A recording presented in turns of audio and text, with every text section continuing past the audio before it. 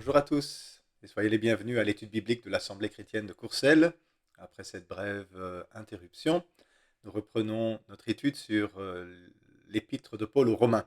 Et on est arrivé au chapitre 11, si vous vous souvenez bien. Un petit résumé peut-être pour reprendre le fil où nous étions. Donc la fois dernière, nous avons terminé le chapitre 10, où la conclusion de Paul, c'était que Israël a mal interprété sa loi.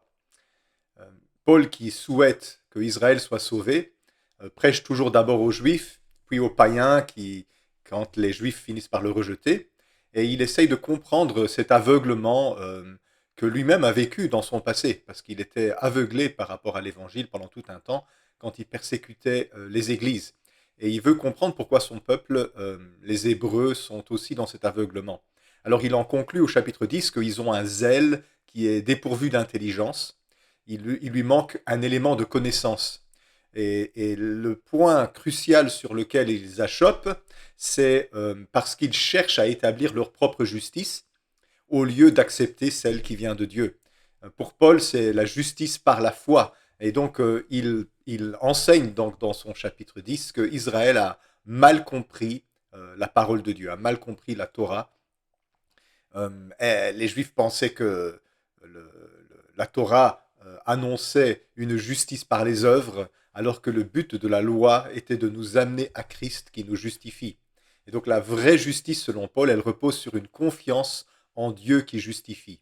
Et il enseigne donc que le Christ, c'est le but de la loi. Hein. Christ est l'aboutissement de la loi. Il n'est pas là pour abolir la loi, mais il est là pour la faire aboutir. Il est ce vers quoi la loi pointait. La loi révélait notre besoin d'un sauveur. La loi mettait le doigt sur nos péchés. Et le Christ est celui qui nous en sauve. Et donc pour Paul, Israël a fait une erreur.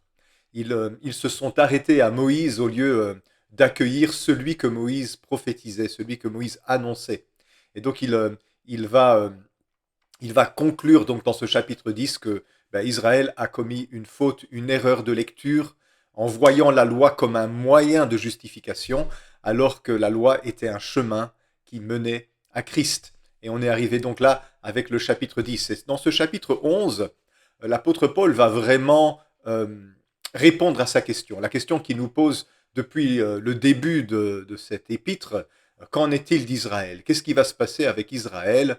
Et on va diviser ce chapitre 11 en deux parties parce qu'il est assez long. Et avant d'entrer donc dans les premiers versets du chapitre 11, je veux un peu dresser le portrait de ce qui se passe ici. Qu'est-ce qui va donc se passer avec le peuple d'Israël? Alors, dans la théologie chrétienne, il y a deux erreurs classiques dont on doit se protéger. Et donc, ces deux erreurs-là, ce sont des erreurs qui sont répétées très souvent dans les camps opposés des interprètes. Et donc, une erreur classique, c'est de croire que Dieu avait choisi le peuple hébreu pour le sauver lui seul. Donc Israël est le peuple élu. Dieu veut sauver le peuple d'Israël. Son plan, c'est de sauver Israël et tous les autres sont rejetés. On en a déjà parlé un petit peu dans les chapitres précédents, mais le but de Dieu dans son choix d'Israël comme peuple, c'était pour en faire un instrument qui lui permettrait de sauver le monde, qui lui permettrait de faire connaître son salut sur toute la terre. Et donc, la première erreur, c'est de penser que le peuple de Dieu, c'est un peuple biologique, racial, et que Dieu veut sauver seulement ce peuple-là. La deuxième erreur qui est commise par beaucoup de chrétiens, eh bien, ça consiste à croire que après Jésus, eh bien, Dieu a rejeté Israël comme peuple, et maintenant c'est l'Église qui remplace Israël. C'est ce qu'on appelle la théologie du remplacement. Et donc, première erreur, Dieu a choisi Israël comme peuple pour le sauver lui seul. Deuxième erreur, c'est maintenant avec Jésus, Dieu a rejeté Israël et Dieu choisit l'Église à la place. Hein, ce sont deux erreurs. Revenons un petit peu sur ces deux erreurs. La première d'abord. Donc l'apôtre Paul, il enseigne que depuis le départ, Dieu a fait une sélection au sein de son peuple, vis-à-vis de ceux au travers desquels il allait accomplir son plan de salut pour toute l'humanité. Alors nous avons déjà montré que Abraham lui-même n'a pas un sang étranger, un sang à part, un sang spécial, il est babylonien. L'apôtre Paul, Abraham vient de Our en Chaldée, donc dans la région babylonienne, et il est d'une famille babylonienne. Ce n'est donc pas une question de pureté de sang qui fait que Dieu choisit Abraham. Ensuite, il va choisir différentes personnes au sein de la lignée, au travers desquelles il va accomplir sa promesse. Il va choisir Isaac, il va choisir Jacob, et nous avons vu que petit à petit, Dieu va inclure des étrangers dans l'alliance. Pensons à Ruth, la Moabite, ou Rahab, la prostituée de Jéricho. Donc Dieu n'a jamais décidé qu'il avait choisi un peuple biologique en fonction de la pureté du sang pour le sauver exclusivement. Dieu a toujours eu comme plan de choisir des individus au sein du peuple d'Israël, bien sûr en commençant avec Abraham, pour accomplir au travers d'eux son plan de salut pour l'humanité entière. Et donc, Paul, il affirme dans son épître que Dieu n'a pas fait des promesses à une race, à un sang, mais il a fait des promesses à ceux qui ont la foi d'Abraham. Deuxièmement, la deuxième erreur, c'est de croire que l'Église chrétienne maintenant vient remplacer Israël. Dieu rejette son peuple, Israël, parce qu'il s'est détourné de lui, et maintenant c'est l'Église qui remplace et qui hérite des promesses d'Israël. Ça s'appelle la théologie du remplacement. Et Paul va, dans ce chapitre, vraiment profondément rejeter cette idée-là. Dieu ne remplace pas Israël par l'Église. L'Église n'est pas là en remplacement d'Israël. Dieu a toujours construit son Église. Depuis toujours, Dieu n'a jamais cessé de bâtir son Église au travers des générations, au travers des peuples. Il y a une expression que l'on trouve dans l'Ancien Testament où on parle de l'assemblée de l'Éternel, la Kahal Yahweh. Kahal, c'est un mot qui veut dire assemblée en hébreu. Ça vient du verbe appeler. Et donc, ce sont ceux qui sont convoqués. Ce sont ceux qui sont rassemblés par un appel.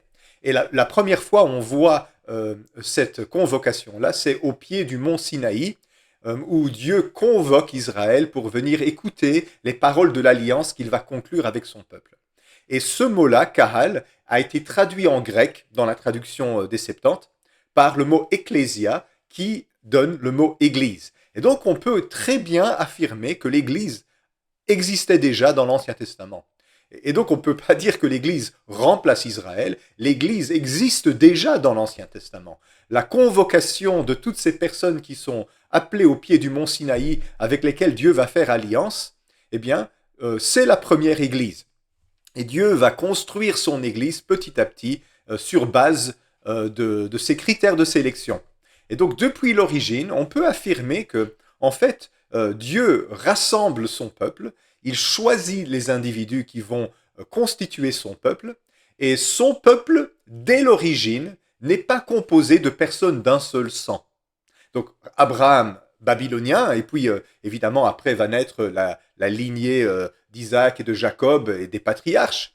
Mais quand on arrive au pied du mont Sinaï, on découvre en fait que ceux qui sont là, ceux avec lesquels Dieu va traiter, ne sont pas exclusivement des descendants d'Abraham. Il y a une foule de personnes étrangères qui ont suivi Israël dans son exode. Des esclaves certainement, ou des peuples qui migraient en dehors d'Égypte pour retourner, pour aller en Canaan. Et donc au pied du mont Sinaï, il y a là une foule de personnes qui ne sont pas des descendants biologiques d'Abraham, mais Dieu va aussi faire alliance avec eux. Et on va voir ça donc par exemple dans plusieurs passages de l'Exode et du Deutéronome. En Exode 12, 38, on voit que une multitude de gens de toute espèce montèrent avec eux, avec les Israélites. Ils avaient aussi des troupeaux considérables de brebis et de bœufs. Et donc, dans l'Exode, il n'y a pas que des gens du peuple hébreu. Il y a des personnes de toutes les races qui sont là et qui avancent avec Israël dans le désert et qui vont avoir un rendez-vous avec Dieu au pied du mont Sinaï. Exode 12, 48-49, donc plus bas dans ce même chapitre. Si un étranger en séjour chez toi veut faire la Pâque de l'Éternel, tout homme de sa maison devra être circoncis. Alors il s'approchera pour la faire, et il sera comme l'indigène, mais aucun incirconcis n'en mangera. La même loi existera pour l'indigène comme pour l'étranger en séjour au milieu de toi. Et donc, on voit que Dieu inclut dans l'alliance de la Pâque des étrangers qui sont non seulement appelés à célébrer la Pâque avec Israël, mais même aussi à être circoncis, ce qui est la marque de l'alliance que Dieu fait avec Abraham. C'est étonnant ça, non? Donc on voit que dès le début, Dieu rassemble son peuple, Dieu rassemble son église primitive, son église sous sa forme ancienne, la Kahal Yahweh, et dans cette Kahal, dans cette assemblée, il y a des gens qui ne sont pas de sang juif, il y a des gens qui sont d'origine païenne. Et même à la fin du Deutéronome, on voit qu'il en est encore ainsi. Donc Deutéronome 29, les versets 10 à 13, vous vous présenterez aujourd'hui devant l'Éternel votre Dieu, vous tous, vos chefs de tribu, vos anciens, vos officiers, tous les hommes d'Israël, vos enfants, vos femmes, et l'étranger qui est au milieu de ton camp, depuis celui qui coupe ton bois jusqu'à celui qui puise ton eau, tu te présentes pour entrer dans l'alliance de l'Éternel, ton Dieu, dans cette alliance contractée avec serment, et que l'Éternel, ton Dieu, traite en ce jour avec toi, afin de t'établir aujourd'hui pour son peuple, et d'être lui-même ton Dieu, comme il te l'a dit, et comme il l'a juré à tes pères, Abraham, Isaac et Jacob. Ah, c'est étonnant, non? Donc Dieu est en train de faire une alliance, aujourd'hui, donc en Deutéronome 29, avec tout l'ensemble du peuple hébreu, qui sont là devant Moïse, mais aussi avec l'étranger qui est au milieu d'eux. Donc on voit que les étrangers qui sont restés avec le peuple d'Israël et qui l'ont suivi jusqu'au mont Sinaï, eh bien, sont ensuite restés avec Israël dans le désert pendant son périple jusqu'à l'entrée en Canaan. Et Dieu dit explicitement dans ce texte qu'il conclut son alliance avec eux et qu'en faisant ça, il est fidèle au terme du serment qu'il a fait à Abraham, Isaac et Jacob. Donc, vous voyez que depuis l'origine, il n'a jamais été question d'un peuple, d'un sang pur, d'un sang à part, mais Dieu a constitué un peuple composé de descendants d'Abraham, le Babylonien, auquel il a ajouté d'autres personnes qui sont d'origine païenne. Et donc, sa Kahal, son ecclésia, depuis le commencement, eh bien, Dieu l'a construit. À partir d'Abraham, bien sûr, qu'il a tiré de Babylone, mais au fur et à mesure, il va rajouter à son peuple différentes personnes qui sont de toute origine. Donc pour Paul, ça s'est passé autrefois, et c'est encore ce qui est en train de se passer aujourd'hui. Alors, j'en conclus sur un plan beaucoup plus grand, pour Paul, où on voit maintenant les païens qui rentrent en masse dans l'alliance de son temps par l'évangélisation du monde. Et c'est pour ça que Paul dit, Israël s'est trompé. Israël s'est trompé en croyant que Dieu constituait un peuple en fonction de critères raciaux, en fonction d'un sang, d'une généalogie, pour faire partie de cette alliance, et aussi de marques d'appartenance, de symboles d'appartenance comme la circoncision, le sabbat et les règles alimentaires, et que c'est ça qui fait qu'on est le peuple de l'alliance. Et Paul il dit non, Israël n'est pas ça, n'est pas ce que vous pensez que c'est. Alors voilà, on en arrive donc au verset premier du chapitre 11 de l'Épître aux Romains, et on va voir aujourd'hui 10 versets. La fois prochaine, on verra les autres versets de ce chapitre, qui est assez long. Il y a 36 versets dans ce chapitre, mais on va faire les versets 1 à 10 aujourd'hui. Alors, on entre en matière. Je dis donc, Dieu a-t-il rejeté son peuple? Loin de là, car moi aussi, je suis israélite, de la postérité d'Abraham, de la tribu de Benjamin.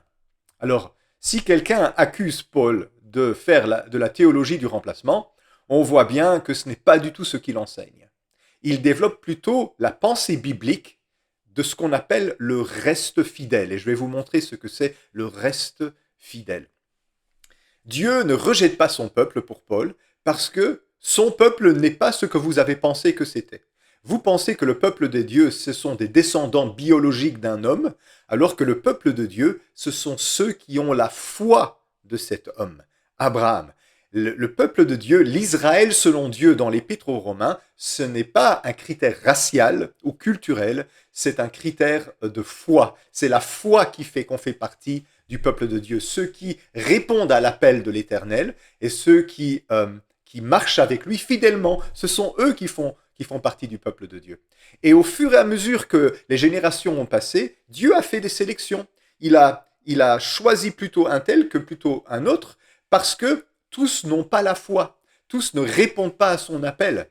Et donc Dieu va garder un reste fidèle au travers des différentes générations. Et on voit donc directement les versets 2 à 5 où il va expliquer cela. Dieu n'a pas rejeté son peuple qu'il a connu d'avance. Ne savez-vous pas que ce que l'Écriture rapporte d'Élie, comment il adresse à Dieu cette plainte contre Israël? Seigneur, ils ont tué tes prophètes, ils ont renversé tes autels. Moi seul, je suis resté et ils cherchent à m'ôter la vie. Mais quelle réponse Dieu lui a-t-il donné? Dieu lui donne-t-il? Je me suis réservé 7000 hommes qui n'ont point fléchi le genou devant Baal. De même aussi, dans le temps présent, il y a un reste selon l'élection de la grâce. Voyez? Donc, pour Paul, Dieu n'a pas abandonné son peuple parce que son peuple a toujours fait l'objet d'une sélection selon l'élection de la grâce. Son peuple a toujours fait l'objet d'un tri interne où Dieu rejette un tel parce qu'il n'a pas la foi et il inclut un autre qui n'est même pas de sang juif parce qu'il a la foi. Donc Dieu n'a pas rejeté son peuple qu'il a connu d'avance parce que son peuple n'a jamais été ce que nous pensions qu'il était. Le peuple de Dieu n'a jamais été une descendance biologique stricte. On a montré comment Abraham le Babylonien et puis tous les autres païens ont été rajoutés petit à petit dans l'alliance. Tous ces esclaves qui sont sortis d'Égypte avec Israël et puis des individus ici et là, Ruth la Moabite, la Rahab, la prostituée, etc. etc. Dieu n'a donc pas rejeté son peuple puisque son peuple, c'est l'ensemble de ceux qui sont appelés par Dieu et qui répondent avec foi à l'appel de Dieu. Et ceux-là ensemble constituent ce qu'on appelle la Kaal Yahweh, donc l'assemblée de l'Éternel, qui a été traduit en grec par l'Ecclésia de Dieu, l'Église de Dieu. Et à chaque génération qui passe, Dieu fait une sélection, il émonde et il greffe sur cet arbre, et on en parlera dans la suite de cette image-là. Peut-être la fois prochaine sans doute. Donc, comme au temps d'Élie le prophète, il y a aujourd'hui, au temps de Paul, un reste fidèle. Au temps d'Élie, c'était 7000 hommes qui n'ont pas adoré Baal. Élie pensait être tout seul. Peut-être que Paul, il se dit parfois, je suis tout seul. Mais non, il y a, à Rome même, il y a des judéo-chrétiens et des pagano-chrétiens qui vivent ensemble et qui adorent Dieu autour de Jésus-Christ. Et donc pour Paul, la même sélection, le même tri qui s'est passé tout au long de l'histoire d'Israël est encore en train de se passer aujourd'hui.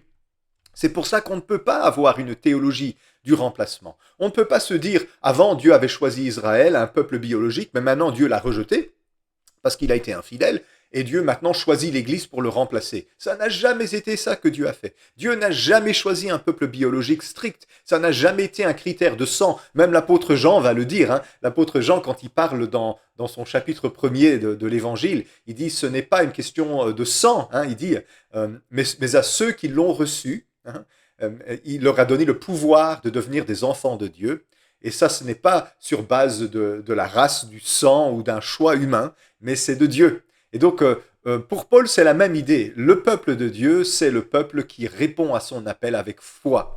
Et alors, on a ce mot-là ici au verset 5, qui est élection. C'est un mot qui apparaît régulièrement dans l'épître de Paul aux Romains. C'est le mot éklogé en grec. Éklogé en grec veut dire sélection divine, choix divin. Donc, il y a un choix divin qu'il appelle ici le choix de la grâce, qui s'opère à travers toute l'histoire d'Israël.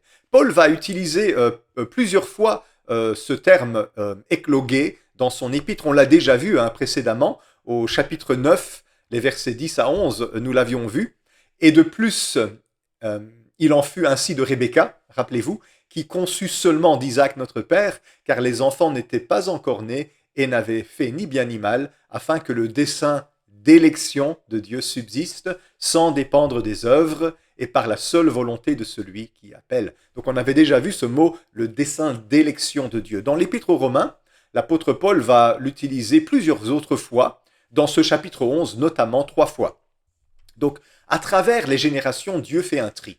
Dieu fait une sélection, non pas sur base des mérites qui sont obtenus par les œuvres de la loi ou par des signes extérieurs d'appartenance religieuse, comme la circoncision, le respect du sabbat ou les règles alimentaires, mais par un critère de sélection bien plus simple que ça. Est-ce qu'on répond avec foi à l'appel que Dieu adresse? Ça, c'est la question. Alors pourquoi est-ce qu'une bonne partie du peuple hébreu se retrouve exclue? Eh bien, nous l'avions vu dans le chapitre 9 encore, les versets 32 à 33. Pourquoi?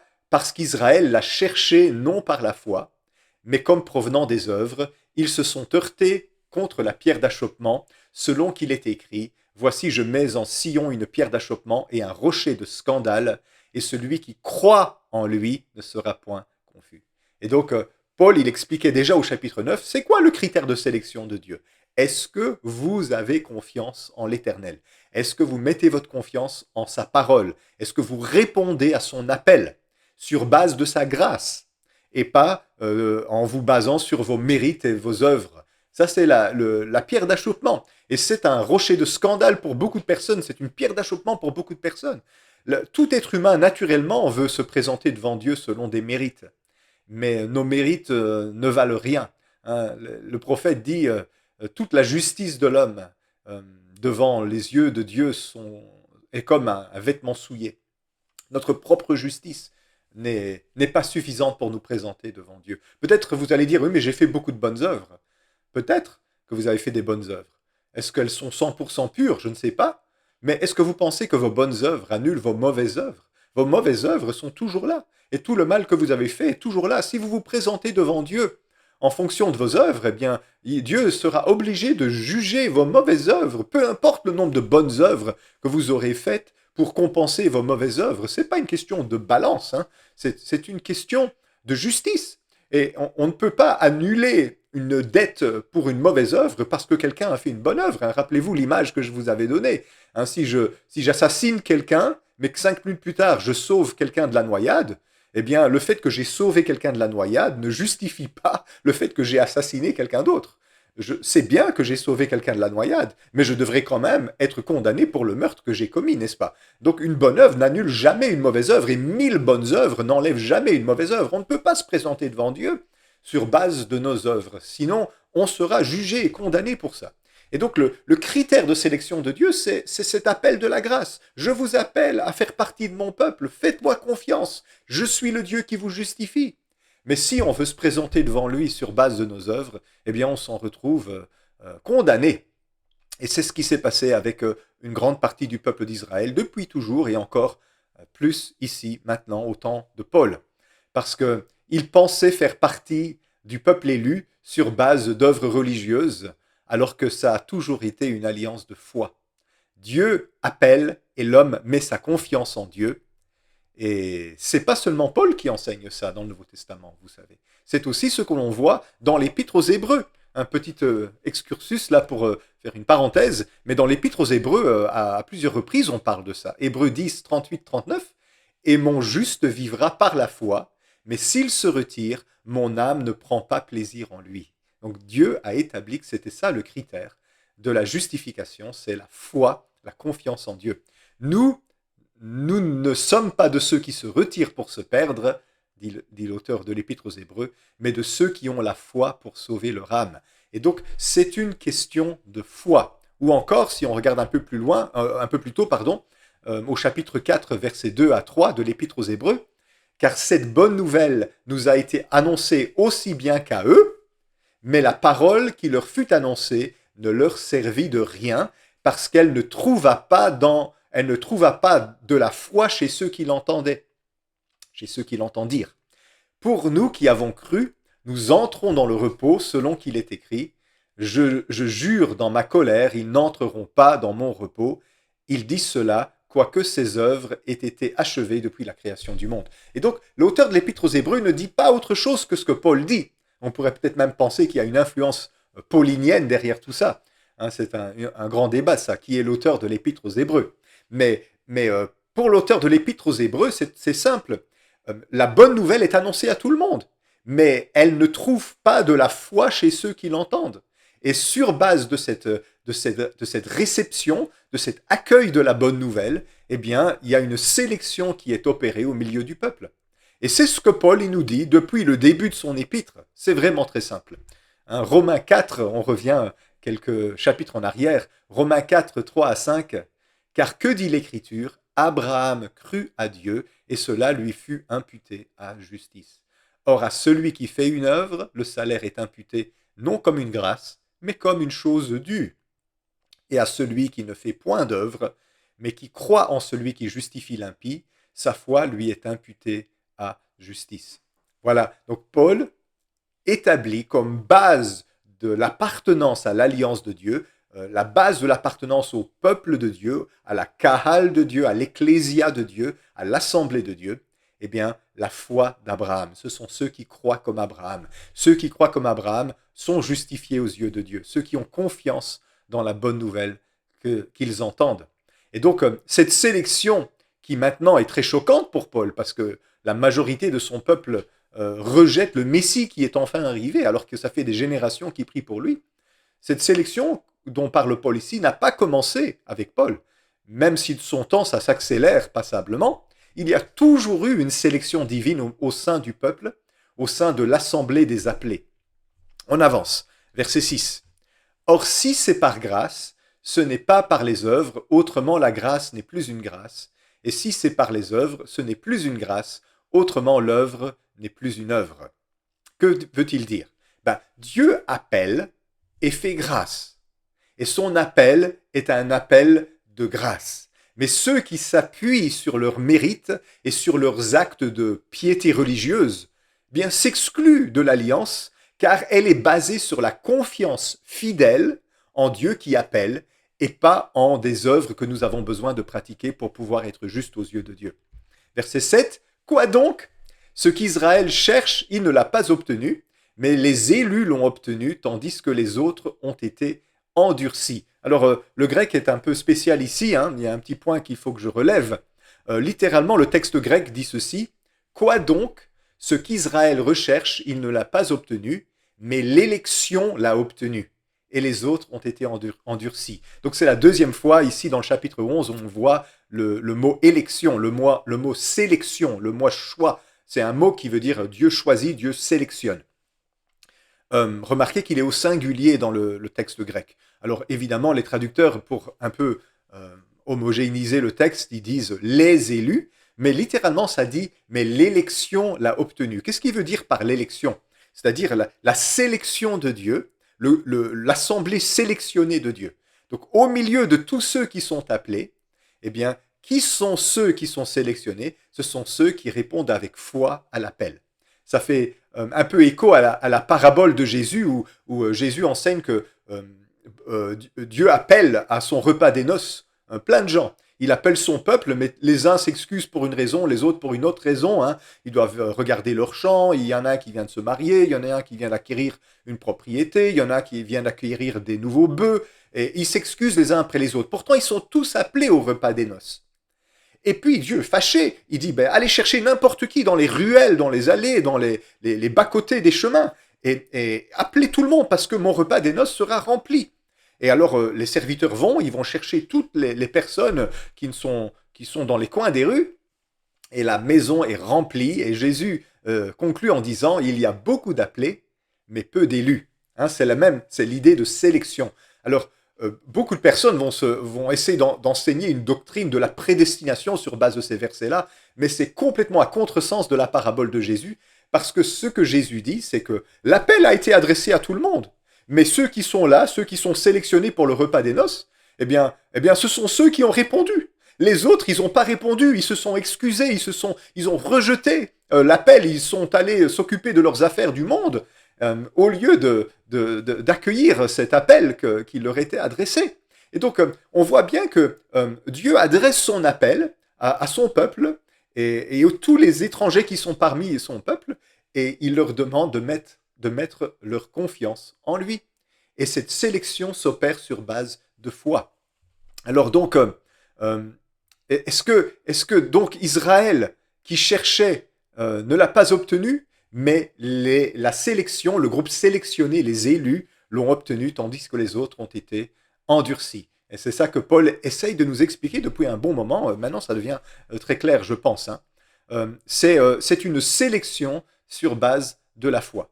Les autres, ceux qui s'endurcissent contre la grâce, eh bien, ils finissent par être, comme il dit ici, endurcis. C'est pas qu'ils sont endurcis de prime abord, hein, que Dieu voit une foule et il endurcit les uns et il attendrit les autres. Non, il annonce son plan, il annonce son appel, il invite les gens à s'approcher de lui sur base de la confiance, sur base de la foi, et puis ceux qui répondent, eh bien, font partie de l'alliance, et ceux qui résistent à sa grâce, eh bien, ils s'endurcissent, et donc Dieu finit par les endurcir. Ça veut dire que la grâce de Dieu, elle fait un effet double. Elle fait un effet de sélection. Elle endurcit ceux qui s'endurcissent, et elle sauve ceux qui s'attendrissent. Je répète ça. La grâce de Dieu, quand elle est annoncée, endurcit ceux qui s'endurcissent et elle sauve ceux qui s'attendrissent. Ceux qui mettent leur confiance en Dieu sont sauvés. Mais vous allez me dire, parce que je sais, je vous vois venir, hein, les bons protestants. Moi, j'en suis un aussi. Vous allez me dire, mais qui peut avoir la foi sans que Dieu la lui donne? Parce que la foi, elle n'est pas innée. Hein, tous n'ont pas la foi, dit l'Écriture. Et donc, qui peut avoir la foi? Si Dieu appelle tout le monde, mais il n'y a que ceux qui ont la foi qui peuvent répondre, n'est-ce pas? Et comment est-ce qu'un perdu peut avoir la foi? Eh bien, l'apôtre Paul nous le disait au chapitre précédent, dans le chapitre 10, verset 17 de l'Épître aux Romains, il disait « La foi vient de ce qu'on entend, et ce qu'on entend vient de la parole de Christ. » Alors, rappelez-vous, beaucoup de personnes, quand ils lisent ce passage, ils disent « la foi vient de lire la Bible ». Ce n'est pas du tout ce que Paul dit ici. Il dit « la foi vient de ce qu'on entend, et ce qu'on entend vient de la parole de Christ ». C'est quoi la parole de Christ? C'est la prédication de l'Évangile. C'est le kérigme, on appelle ça. Donc le noyau central de la foi chrétienne. Hein, que Jésus est venu pour nous sauver de nos péchés, il est mort à la croix pour nos péchés, il est ressuscité pour notre justification, et tous ceux qui mettent leur confiance en lui sont sauvés. Ça, c'est le kérigme, c'est le noyau central de la foi chrétienne. C'est ce que Paul appelle la parole de Christ. Alors, la foi, elle vient d'où? Elle vient d'entendre l'évangile. Voilà d'où vient la foi. Quand nous entendons l'évangile, Dieu nous donne par grâce la foi. Et donc, quand une foule est rassemblée et que l'évangile, le vrai évangile est prêché, l'évangile de la grâce de Dieu, pas l'évangile des mérites de la loi, hein, l'évangile de la grâce de Dieu est prêché, eh bien, le Saint-Esprit donne à la foule rassemblée la foi, c'est-à-dire cette capacité d'accueillir le message de Dieu favorablement. La foi n'est pas innée, tout le monde n'a pas la foi, on n'a pas la foi en naissant. On a la foi par la grâce de Dieu qui nous est donnée quand l'évangile nous est adressé. Et c'est pour ça que quand Dieu annonce son évangile à la multitude, eh bien, il donne la capacité à la multitude d'accueillir son évangile parce que la foi vient de ce qu'on entend. Regardez d'ailleurs le verset 16, le verset précédent. Hein, mais tous n'ont pas obéi à la bonne nouvelle. Aussi Ésaïe dit-il, Seigneur qui a cru à notre prédication. Donc la foi, elle vient de la prédication de la parole de Christ, mais tous n'obéissent pas. Qui a cru? Eh bien, la foule qui reçoit la foi en entendant l'évangile, eh bien, peut choisir de l'accueillir ou choisir de le rejeter. Et c'est pour ça que quand l'évangile est annoncé, la foi naît dans les cœurs qui écoutent et ils mettent leur confiance en Christ et reçoivent la grâce. Mais s'ils refusent la bonne nouvelle, s'ils s'endurcissent, ils seront eux-mêmes endurcis par l'évangile. L'évangile produit une démarcation entre ceux qui l'acceptent et ceux qui le rejettent. Versets 8, 9, 10. Selon qu'il est écrit, Dieu leur a donné un esprit d'assoupissement, des yeux pour ne point voir et des oreilles pour ne point entendre, jusqu'à ce jour. Et David dit, que leur table soit pour eux un piège, un filet, une occasion de chute et une rétribution, que leurs yeux soient obscurcis pour ne point voir, et tient leur dos continuellement courbé. Bon, des paroles difficiles. Hein. On voit dans la deuxième partie qui cite un psaume de David, Mais dans la première partie, en fait, il cite le prophète Ésaïe. Donc, euh, Dieu leur a donné un esprit d'assoupissement, des yeux pour ne point voir et des oreilles pour ne point entendre. D'où est-ce que ça vient, ça? Eh bien, ça vient probablement de Ésaïe 29, les versets 10 à 13. Car l'Éternel a répandu sur vous un esprit d'assoupissement, il a fermé vos yeux, les prophètes, il a voilé vos têtes, les voyants. Toute révélation est pour vous comme les mots d'un livre cacheté, que l'on donne à un homme qui sait lire en disant « Lis donc cela » et qui répond « Je ne le puis, car il est cacheté », ou comme un livre que l'on donne à un homme qui ne sait pas lire en disant « Lis donc cela » et qui répond « Je ne sais pas lire ». Le Seigneur dit « Quand ce peuple s'approche de moi, il m'honore de la bouche et des lèvres, mais son cœur est éloigné de moi, et la crainte qu'il a de moi n'est qu'un précepte de tradition humaine. » Et donc c'est ça la référence que Paul cite ici, Ésaïe 29. Alors, qui sont ces personnes sur lesquelles Dieu répand un esprit d'assoupissement? Ça fait référence à cet endurcissement qui se passe quand on entend l'évangile et qu'on refuse la bonne nouvelle. Qui sont ces personnes que Ésaïe vise ici? Eh bien, il le dit dans les derniers versets. Ceux qui s'approchent de Dieu sur base d'une religiosité superficielle, ceux qui se confient en leur tradition au lieu de mettre leur confiance en Dieu. Donc, ce peuple qui m'honore des lèvres et de la bouche, mais dont le cœur est éloigné de moi, qui me craint par des préceptes de tradition humaine. Donc là, ce sont ceux-là que Ésaïe visait, et c'est ceux-là que Paul vise. Alors n'oubliez pas, hein, l'Épître aux Romains, elle est adressée à des chrétiens de Rome qui sont pour une part des judéo-chrétiens et pour une part des pagano-chrétiens. Alors ceux qui sont judéo-chrétiens et qui sont en train de se confier dans leur signe d'appartenance culturelle et dans leur observance des commandements et qui pensent que c'est ça qui fait qu'ils sont le peuple de Dieu, ils se sentent visés par ce que Paul est en train de dire ici. Hein. Ils devaient être un peu choqués. Mais ceux qui ont un cœur tendre et qui ont compris le sens de l'alliance de Dieu, eh bien, eux, ils se disent, ben voilà, c'est ça la différence entre moi qui suis juif et qui acceptais Jésus, et tous ceux-là, eh ben, c'est que ceux-là, ils prétendent aller vers Dieu sur base de leurs œuvres. Et moi, j'ai compris que mes œuvres sont pas bonnes et que je ne pourrai jamais faire valoir ma propre justice devant Dieu. J'ai besoin d'un sauveur, j'ai besoin de la grâce qui est en Jésus-Christ. Et donc, voilà le sens de ces versets 8 à 10. Donc, selon qu'il est écrit, Dieu leur a donné un esprit d'assoupissement, des yeux pour ne point voir et des oreilles pour ne point entendre. Ça, c'est pour Ésaïe. Mais on voit ensuite ici David. Et David dit que leur table soit pour eux un piège, un filet, une occasion de chute et une rétribution, que leurs yeux soient obscurcis pour ne point voir et tient leur dos continuellement courbé. Alors là, c'est une citation du psaume 69. Le psaume 69, les versets 22 à 28, on va regarder un petit peu le contexte, vous allez voir. Que leur table soit pour eux un piège et un filet au sein de leur sécurité, que leurs yeux s'obscurcissent et ne voient plus, et fait continuellement chanceler leurs reins. Répands sur eux ta colère et que ton ardente fureur les atteigne, que leur demeure soit dévastée et qu'il n'y ait plus d'habitants dans leur tente, car ils persécutent celui que tu frappes. Ils racontent les souffrances de ceux que tu blesses, ajoutent des iniquités à leurs iniquités, et qu'il n'ait point part à ta miséricorde, qu'il soit effacé du livre de vie, et qu'il ne soit point inscrit avec les justes. Waouh, ça c'est un psaume difficile. Hein. On appelle ça un psaume imprécatoire, c'est-à-dire un psaume où le psalmiste appelle la malédiction sur ses adversaires.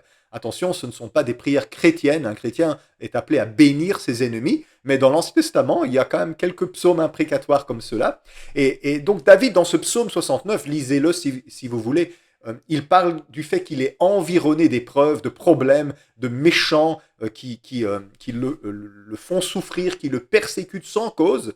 Et évidemment, c'est un psaume messianique hein, qui fait écho à Jésus, qui parle de la trahison que Jésus va subir et des insultes qu'il va subir à la croix et du fait qu'on va lui donner à boire du vinaigre à la croix. Vous verrez, dans le psaume 69, il y a plusieurs éléments qui parlent de ça. Mais David, ici, pourquoi il dit ça? Donc il dit qu'il est entouré de scélérats, de méchants qui le persécutent sans raison, et il appelle Dieu à les aveugler, à les obscurcir, à leur empêcher de voir et d'entendre, pour qu'ils soient, en fin de compte, exclus de l'assemblée des justes et que leur nom soit enlevé du livre de vie. Waouh, ça c'est quand même méchant hein, comme prière. Et donc David est en train de demander à Dieu que ceux qui sont là au milieu de l'alliance, ceux qui sont dans le livre de vie, qu'ils en soient exclus parce qu'ils se comportent d'une manière indigne, parce qu'ils agissent avec méchanceté envers lui, ils le persécutent sans cause. Et Paul cite ce passage-là. Waouh, ça devait un peu faire réfléchir les lecteurs de l'Épître aux Romains. Hein. Alors pourquoi est-ce que Paul nous dit ça? Pourquoi est-ce que Paul il nous parle donc d'Ésaïe et de David? Ben, rappelez-vous le verset 7 qu'on a lu tout à l'heure. Quoi donc? Ce qu'Israël cherche, il ne l'a pas obtenu, mais les élus l'ont obtenu, tandis que les autres ont été endurcis. Donc, pourquoi Paul il nous cite Ésaïe et David? Parce qu'il essaye de nous expliquer pourquoi Israël n'a pas trouvé ce qu'il cherchait. Et la réponse de Paul, c'est simple. Le critère de sélection de Dieu n'est pas celui qu'on croit. Dieu ne sélectionne pas les meilleurs en fonction de leurs œuvres et de leur fidélité à des marques d'appartenance externe, comme les règles alimentaires ou comme le respect du sabbat ou comme la circoncision. Mais Dieu choisit en fonction de la foi en celui qui appelle. Et donc, ce que Paul dit ici, c'est que Dieu endurcit ceux qui s'endurcissent contre la grâce, et il finit par les rendre sourds et aveugles, jusqu'au point où même ils sont effacés du livre de vie. Ce sont des propos vraiment difficiles à entendre. Mais Paul cherche ici à nous expliquer la raison pour laquelle la plus grande majorité du peuple hébreu de son temps n'a pas accepté l'évangile.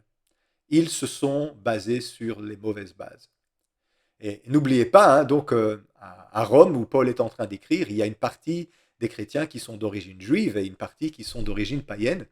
Et ils ont du mal à s'entendre, du mal à vivre ensemble. Les juifs disent aux chrétiens, vous devez respecter toutes les règles de Moïse pour faire partie du peuple de Dieu. Et les païens disent aux juifs, non, on n'a pas besoin de faire ça. D'ailleurs, vous vous basez sur des mauvaises bases. C'est Christ qui est la base de notre salut. Et il y a un grand débat au milieu de l'église de Rome.